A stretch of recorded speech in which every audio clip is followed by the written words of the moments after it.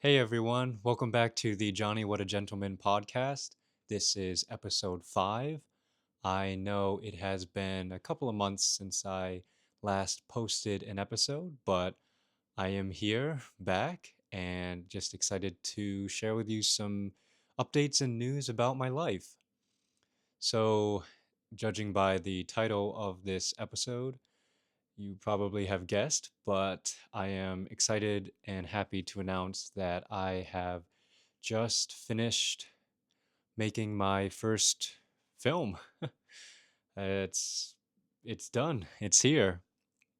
So it's kind of crazy to think back that I've actually made a film, even though you hear everyone and you can read about how it's just impossible to make a film and there's all these things that you have to wait for and all these things that you have to know and it takes forever to make and it's impossible to do. But no, I simply just decided, you know what? I'm just going to make my first film, see how it goes, and now I am here at the end of that journey.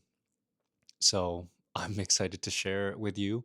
I have posted it live on my main YouTube channel, so you are more than welcome to go ahead and watch that. It is free. It's about an hour and 10 minutes long. And so, yeah, I thought I would spend this episode sharing with you kind of that journey and how I came about wanting to even make such a film. The film is called Joker, a Grimace story, and it revolves around me on a journey struggling to figure out who his identity is. And I use the persona Joker as kind of a vessel, a vehicle, a person to struggle and to sort of figure out who am I. And so you could say it's kind of autobiographical, it's realistic to my own life. The movie does have a lot of ideas about identity and self expression, self doubt, personal struggles, kind of the meaning of life. And it's kind of a joke. I mean, I really don't take it so seriously. I know that whenever, I don't know, you hear about people making a film or the process of like actually trying to make a feature length film, you'll probably hear about just all of the hardships and the just tedious process of figuring out how to actually like shoot a scene, how to film it, all of the pre-production stuff. I mean, the more I learn about filmmaking in terms of it as the industry, the more I'm just kind of blown away about how long sometimes it takes to just get a single shot or to get people together on and to actually make something creative and make something exciting happen. And so, kind of my thesis and idea behind actually making this film draws inspiration from my own journey as a content creator online. Because if you've been following along my journey, you will probably notice that I basically make all of the social media content all by myself. I don't really have a team, or I don't usually have someone else to help film or to even bounce ideas off of. This is really a one man show. And so, really, when I got the idea of wanting to make a Joker film, I kind of just stuck with my roots. I kind of was just thinking, okay, I'm just going to do what I know best and do what I can control. And so, yeah, I actually ended up this film. I actually acted in it. I wrote it, I directed it. I mean, I did literally everything. I edited it and I published it. And so, yeah, it's all done by myself. There really wasn't anyone else's involvement or whatnot. So it's kind of cool to be able to now say that like I've gone through the process in a sense of actually making a film and seeing how the journey would be for myself. I can tell you that I started off though kind of questioning what exactly I was doing because when I first started this film, the film is kind of broken up into about 10 or 11 different scenes. And actually, each scene is kind of was originally supposed to be just like a YouTube vlog. And I actually did end up posting each individual scene on my YouTube channel. So really this film is kind of just a culmination, a process of all of these little scenes and ideas that I've had in my mind kind of just thrown together. And I've kind of just been, yeah, curious to see, oh, this could actually be kind of a story. And let's see what happens when I just put together all of these different ideas about Joker and myself together. Could there actually be something else there? And so I hope there is something else there. But in all honesty, again, I kind of view this film and just the whole process as a joke because I mean, I just decided to make this. It wasn't, and I don't really, looking back, I feel like it wasn't that difficult to make. And so it's almost like I just decided for each of these days that, oh, I was just going to go shoot out and make a scene. And then I put them together and now I have a film. So it might be a silly, dumb idea. I don't know. All I know is that I am just doing what my intuition and what my mind and heart has been telling me to do. And so, yeah, I of course I would be happy to make future films and future projects. I very much still enjoy making videos and vlogs and all of that. And so, yeah, this is kind of just, I guess you could call like an endpoint to a goal of mine, which was just to make a film and to see what would happen if I tried to go on this journey. I can tell you that, and this isn't spoiling it, but the first, probably, yeah, the first scene and first like 10 minutes of the film was inspired by another filmmaker friend of mine who made a video centered around a McDonald's toy. And so I kind of got the idea of, oh, okay, I want to do something similar to that. Obviously, not trying to just copy what he has created because it's very well done, but I wanted to put my own spin on it, see what I could come up with utilizing a McDonald's Happy Meal. And so that's what I did. And you'll see that in the first couple of minutes of the film. And then honestly, it just kind of grew from there. I really didn't have a script from the beginning of this film all the way to the end. It was, again, just, I just had this idea of making a vlog centered around Joker, McDonald's, kind of my identity. And then I just made it. And then after I made about maybe 4 or 5 different vlogs, it kind of just happened upon me where I had this realization that, oh, I should just continue this. And then if I make 10 or 15, whatever scenes, I'll basically have like an hour's worth of video. And that's basically a film. And then I can tell you that the last scenes of this film, I definitely had in mind the idea of wanting to make it included as the ending of the film. So that was more intentional. But I can definitely tell you, like in the beginning and in the middle of the film, it was really just these different scenes that, yeah, 100% they don't really relate to each other per se, but I think there's definitely a similar thread of ideas, and you definitely see me just kind of going through. and struggling with like ideas about Joker and about what it means to be him or not to be him. And so I hope that's something that can be, at the very least, thought provoking and perhaps entertaining to you as you watch the film. And yeah, I just honestly had a lot of fun with it. I like filmmaking.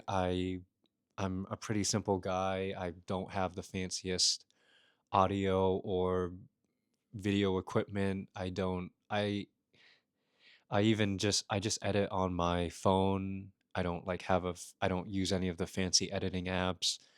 I'm really just an amateur, really just a beginner in that sense.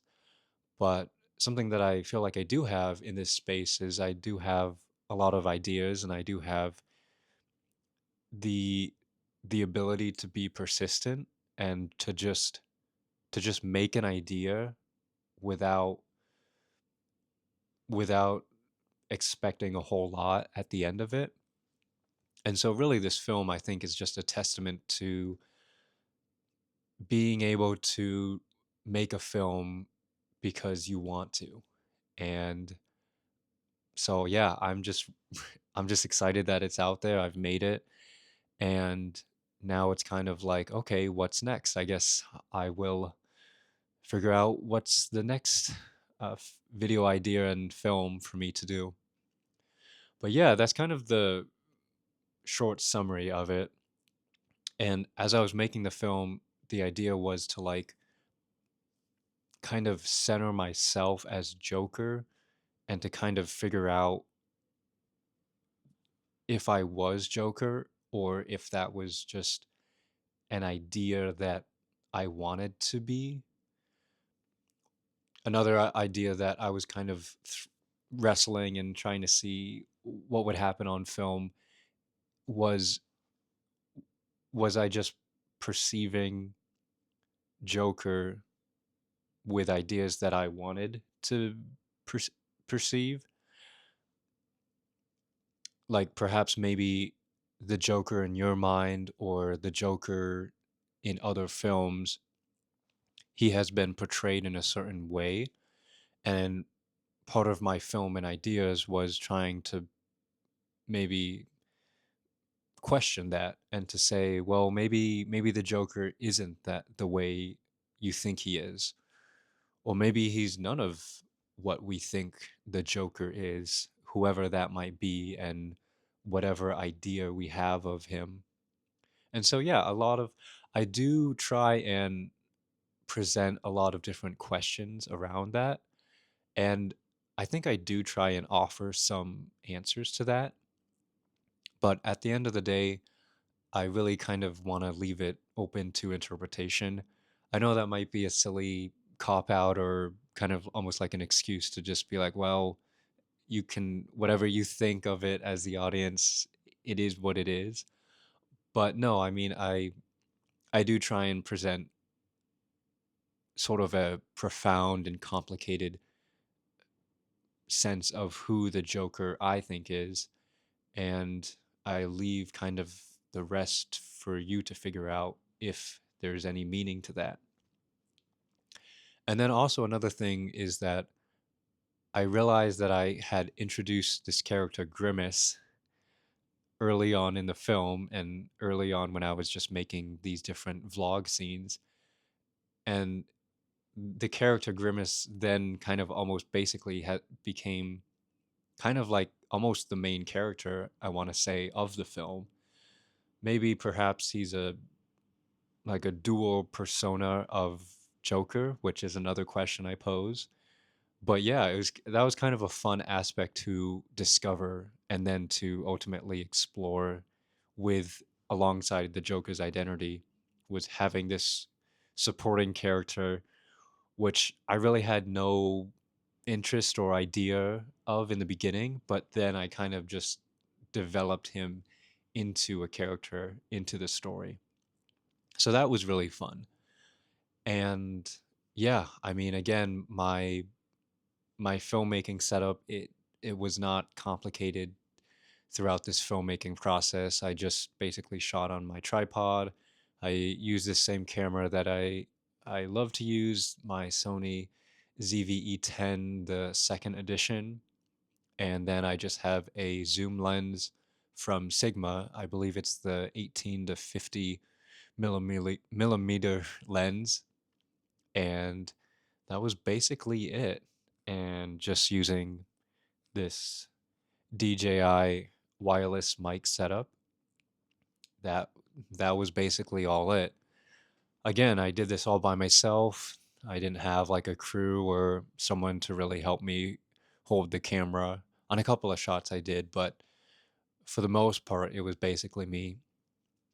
And then I want to say that most of my budget, if any, you could say, was honestly used to buy McDonald's Happy Meals because I would finish one scene, but then I would throw away the Happy Meal box, right, with the smiley face. And so I'd have to go out and buy another one for the next scene. And so that honestly probably took up most of my budget. And then yeah, I once I would shoot all of the footage, I would edit it on my phone and just go cut by cut, just kind of figuring out if any of it really makes any sense in the edit. Um, Another thing too that I have really enjoyed throughout this process is utilizing music. And that's something that I definitely have used and will continue to utilize is just I just love to just throw different music tracks in different scenes just to evoke a certain moment or emotion. And so that actually was a lot of fun for me was to just basically go out, shoot, get a lot of footage, and then try and almost match or, yeah, match that to a particular piece of music that I have in mind to kind of create something grand and something emotional. So, and I basically, the movie is filled with like movie soundtracks and music choices that I personally like and enjoy. So, really it wasn't tedious, it wasn't annoying to like add music. That was a fun part of me throughout the editing process. And so yeah, and then in terms of actually like writing out a script or whatnot, a lot of times I actually would write in my notes beforehand on my phone. I would write down some of the dialogue that I would have in mind, and some scenes it's all basically just I'm just improvising, and that's fun, of course. And then there's other moments and scenes where I have already written out what I'm gonna say. And so actually a fun part of the process was I would basically just have my dialogue on my phone and then I would just try and memorize it right before I would record and shoot it. And so yeah, I would just basically just keep recording until I felt like I got a take that was suitable to work in the film. And so yeah, that was definitely a fun aspect, unexpected part of just this whole filmmaking process. And yeah, I mean, I kept my notes and I kept my dialogue pretty. Again, this isn't. I'm not a professional. This was just something that I just wanted to make. I mainly kept a lot of the dialogue and notes pretty minimal. I'm a pretty simple person when it comes to creating. I don't really like to overcomplicate the process or to overload so much information right before I shoot something, just because I very much believe more in the authenticity and in the vulnerability of a moment. And I think that if you have just so much expectations and it's almost like you have so much of an idea beforehand, then when it actually comes to shooting it, you might feel better prepared and you know exactly what you're going to do. But I always again want to leave a bit of room for that spontaneous creativity. a lot of the shots in terms of how I would set it up, whether I was doing a wide shot or doing a close up or even where I was putting the camera. I mean, I basically none of that was planned. None of that. I didn't have like a shot list. It was just basically I would show up, figure out a location, sometimes just driving, or sometimes I would have like a location in mind that I thought would fit well with the scene. But again, most of the time it was just basically I just did it in the moment, and then I would kind of almost let the dialogue and the scene's emotional arc kind of dictate where I would put the camera. And so another thing too about this process is each shot, because because I basically did this all of this on my own. Each shot in the film is deliberate because of course I'm taking time to set it up and put it somewhere, and then I have to go move it somewhere else. And so but this almost simplified kind of my editing process, because each shot I would in my head I would think, okay, the I'm gonna have the camera here and it's gonna show me saying something or doing something for a couple of seconds. And then I'm thinking in my head, okay, and then what's after that? Right? Like what is the reactive next cut? And then the next cut that I would figure out, that I would then move the camera into another spot to get, perhaps it's a different angle of myself, maybe it's a different point of view, maybe I'm capturing something else in the scene. But it all of the shots really were intentional in terms of that. So yeah, I had a lot of fun with that. And yeah, I'm curious if perhaps if some of what I've mentioned is similar to how you go about making films and videos, or if it's completely different. And I think different or similar is absolutely fine. I'm just curious to see how, yeah, what's the process like for you. So yeah, like I said, it's out on YouTube. I'm excited that it's out there for free. I didn't really want to put it behind some subscription or something that I would then force you to have to pay for. Although I do know that people do that.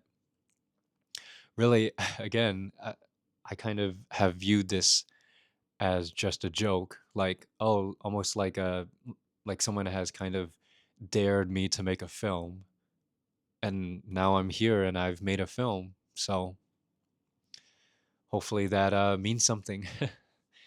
So yeah, if you'd like, you can watch it on my main YouTube channel, Johnny What a Gentleman.